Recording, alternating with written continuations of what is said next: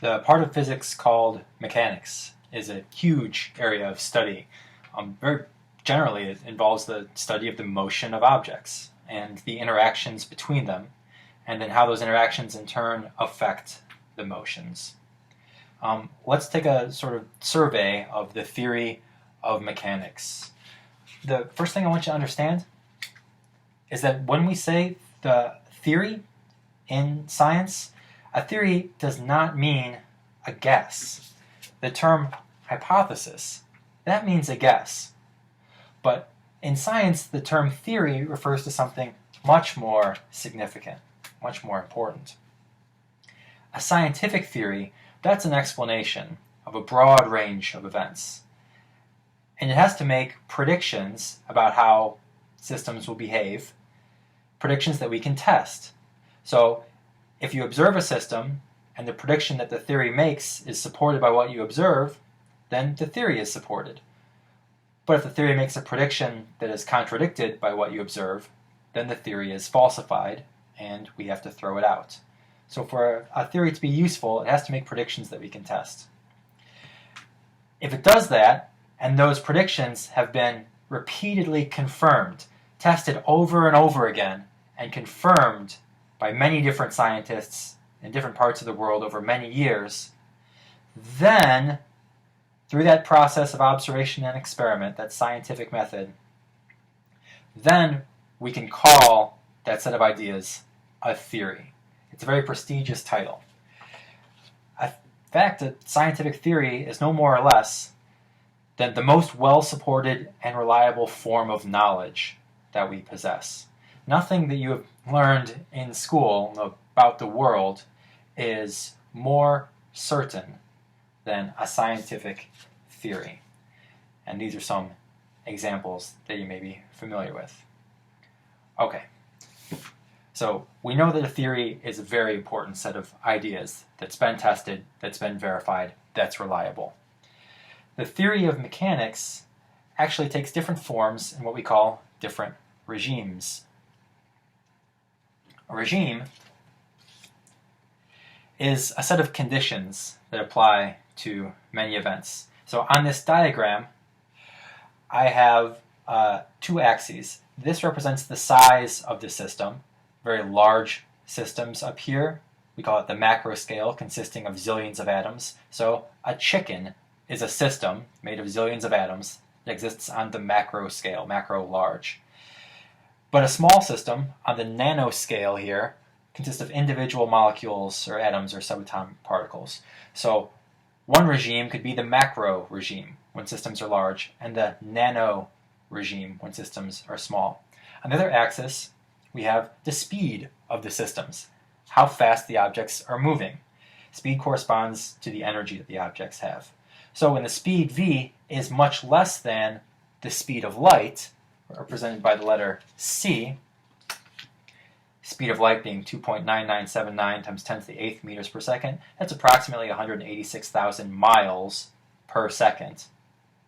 And given the letter c because it's a constant of nature. When your objects are moving at speeds much less than this, that is the low energy regime. But when your objects are moving at very near the speed of light, that is the high energy regime. So we can talk about the theory of mechanics in these four different regimes. When systems are very large and moving slowly, when systems are very small and moving slowly, when systems are very large but moving quickly near the speed of light, and when systems are very small and moving quickly near the speed of light. These are our four different regimes. Let's look at each one. Classical mechanics, our oldest theory of mechanics, was developed by Sir Isaac Newton, an Englishman in the year 1687. In this theory, space and time are separate things. We've got three spatial dimensions, x, y, and z, three directions you can move in, and we also move through time. So here's a billiard ball, an example of an object that you could study in classical mechanics, because it's made of zillions of atoms. When I say zillions, remember a good old Avogadro's number. A sample of matter, like this chicken wing here, contains anywhere from 10 to the 21 to 10 to the 23 atoms per every gram of substance. So zillions refers to a number approximately this big. So a billiard ball is made of zillions of atoms. And it tends to move at speeds that are much less than the speed of light. Billiard balls move much more slowly than this. Therefore, its motion falls into the regime of classical mechanics, and we can use Newton's laws of motion, Newton's theory of classical mechanics, to study how a billiard ball works. But if we look at much smaller scales, on the nanoscopic scale, where we're talking about individual little atoms, how small is that? Atoms range in size from about 0.03 nanometers to 0.3 nanometers. A nanometer is 10 to the minus 9th meters. So that's why we call this the nanoscale. When we're talking about systems that are the size of individual little atoms, or parts of atoms interacting with each other. On that scale, classical mechanics of Newton no longer applies. His equations, his laws, his theory doesn't make the correct predictions on these tiny scales.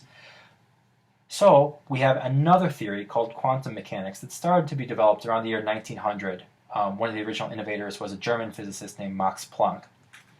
In quantum mechanics, space and time still behave more or less the way that we're used to. You got time and space being separate from each other. But on those tiny scales, objects don't behave like billiard balls anymore. An individual electron instead behaves somewhat like a wave and somewhat like a particle. We call it wave-particle duality. Totally contradictory to our normal common sense. So this is the regime of quantum mechanics, things that are very small moving slowly. Now, if we move up here back to the macroscopic scale, and we take our billiard ball and we launch it at near the speed of light, so at very high speeds, then we enter what we call the relativistic regime, as described by Albert Einstein, a German-born Jewish physicist, in the year 1905. So the theory of special relativity describes large objects moving very fast at speeds near the speed of light.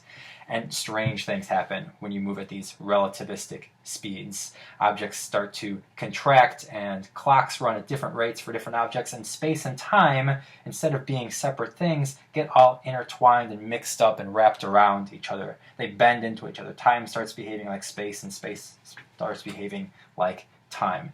Totally different set of rules, a different theory of motion here.